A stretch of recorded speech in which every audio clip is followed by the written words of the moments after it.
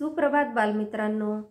यापूर्वी आपण गोष्ट लक्षपूर्वक ऐकलेल्या मजकुराविषयी आपल्या शब्दामध्ये आपले विचार प्रकट करणे, त्याविषयी इतरांशी चर्चा करणे ही अध्याय निष्पत्ती आपण पाहिली.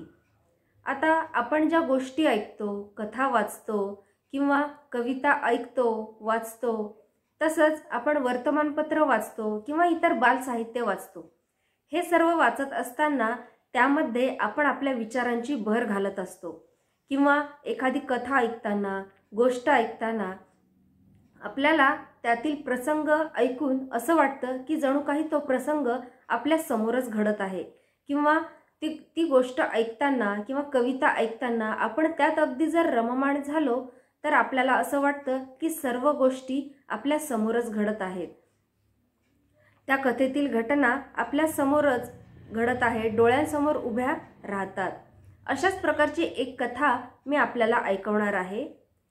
या कथेचं नाव आहे सैनिकाचं मनोगत. म्हणजेच सैनिक त्याचं मनोगत या कथेमधून व्यक्त करत आहे. या कथेतील एक छोटासा उतारा मी तुम्हाला वाचून दाखवते. कारगिल हे काश्मीर व पाकिस्तानच्या सरहद्दीवरील हिमालयातील अतिशय खडतर हवामानाच्या प्रदेशातील ठिकाण. या ठिकाणी सैनिकाचे काम बजावणे हे कोणत्याही सैनिकासाठी प्रचंड अवघड काम. इथे सतत बर्फ पडतो. अतिशय थंड हवामान व प्रतिकूल परिस्थिती या ठिकाणी असते. पण इथला पावसाळा आणि हिवाळा जेवढा जीवघेणा तेवढाच उन्हाळा अत्यंत सुखावह आणि आल्हाददायी असतो. उन्हाळ्यात पहाडावरील बर्फ वितळून पर्वतरांगा हिरव्या कच्च रंगाने नटून जातात. जमीन अशी कुठे दिसतच नाही.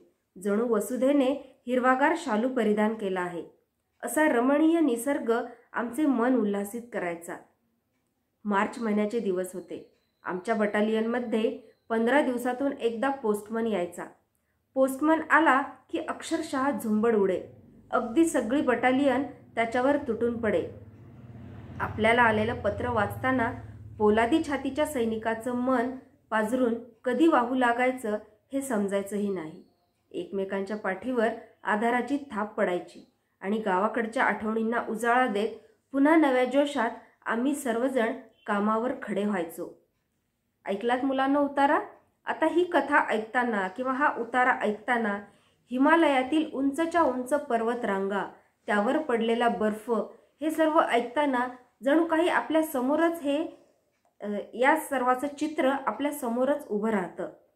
किंवा त्यामध्ये असंही सांगितलं आहे की वसुधेने म्हणजेच धरतीने हिरवागार शालू पांघरला आहे. म्हणजेच सगळीकडे हिरवीगार शेते आपल्याला त्या ठिकाणी दिसत असणार हे आपल्याला जाणवतं. त्यानंतर असंही सांगितलं आहे की 15 दिवसातून एकदा पोस्टमन यायचा. हा पोस्टमन आला की सर्वजण त्यावर तुटून पडायचे आणि गावाकडच्या आठवणींना उजाळा सैनिकांना मिळायचा. हे ऐकताना आपणही कधीतरी आपल्याला कोणाला तरी पत्र लिहिलेलं किंवा आपल्याला जेव्हा कोणाची आठवण येते हे आपल्याला सगळं त्यावेळेस आठवायला लागतं. त्यानंतर हे सर्व ऐकल्यानंतर आपल्यालाही सैनिकांचं जीवन कसं असतं याची कल्पना येते, याचा अंदाज येतो. आपण आपल्याशी त्यांची तुलना आपसुकच करायला लागतो. आता कथेचंच नाही तर कवितेचं सुद्धा असंच होतं. कविता ऐकतानाही अगदी त्यातलं चित्र आपल्या डोळ्यासमोर उभं राहतं. अशाच प्रकारची एक कविता मी तुम्हाला ऐकवणार आहे. कवितेचं नाव आहे झुळूक मी व्हावे.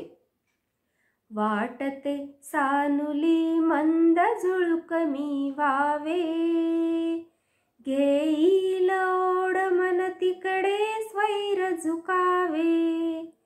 वाटते सानुली मंद झुळूक मी व्हावे, घेईल ओढ मन तिकडे स्वैर झुकावे. कधी बाजारी तर कधी नदीच्या काठी, राईत कधी वा पडक्या वाड्या पाठी. हळू थबकत जावे कधी कानोसा घेत, कधी रमत गमत वा कधी भरारी थेट. वाटते सानुली मंद झुळूक मी व्हावे, घेईल ओढ मन तिकडे स्वैर झुकावे, घेईल ओढ मन तिकडे स्वैर झुकावे।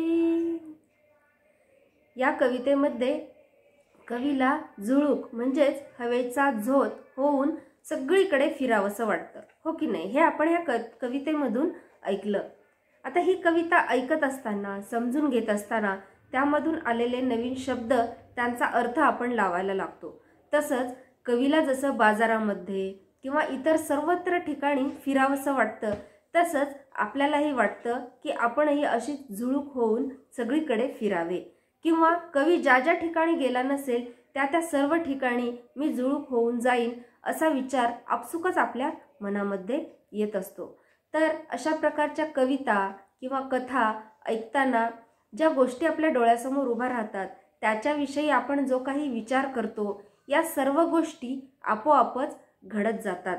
तर आपण सर्व विद्यार्थ्यांनीही हा विचार करत अशा प्रकारचा विचार कवितांमधून, गोष्टींमधून करावा। तसंच इयत्ता 4थीच्या पाठ्यपुस्तकामध्ये जननायक बिरसा मुंडा या नावाचा एक पाठ आहे। या पाठामध्ये सुद्धा अशाच प्रकारे बिरसा मुंडा यांच्या जीवनातील काही गोष्टी सांगितलेल्या आहेत। तर त्या तुम्ही वाचायच्या आहेत, समजून घ्यायच्या आहेत, त्यामध्ये आलेले नवीन शब्द, त्याचे अर्थ तुम्ही लावायचे आहेत। तसंच इयत्ता 3रीच्या पाठ्यपुस्तकामध्ये सुट्टीच्या दिवसात नावाची एक छानशी कविता आहे। या कवितेमधून सुद्धा कवितेला अनेक नवीन नवीन गोष्टी कराव्याशा वाटतात। तर ही कविता आपण लक्षपूर्वक ऐकायची, पाहायची, त्यामधील अर्थ, नवीन शब्द आपण समजून घ्यायचा आहे आणि त्याविषयी आपल्या घरातल्यांशी आपण चर्चा करायची आहे। तर आजची अध्ययन निष्पत्ती आपण ही पाहिली की कुठलीही कथा किंवा गोष्ट ऐकत असताना, कविता ऐकत असताना त्यामध्ये आपल्या स्वतःच्या विचारांची भर घालायची। तसेच आपल्या स्वतःचे म्हणणे मांडत असताना किंवा कथा, कविता, गोष्ट ऐकत असताना त्यामध्ये आलेल्या नवीन शब्दाचा, भाषेच्या वैशिष्ट्यांचा आपण बारकाईने विचार करायला शिकलं पाहिजे।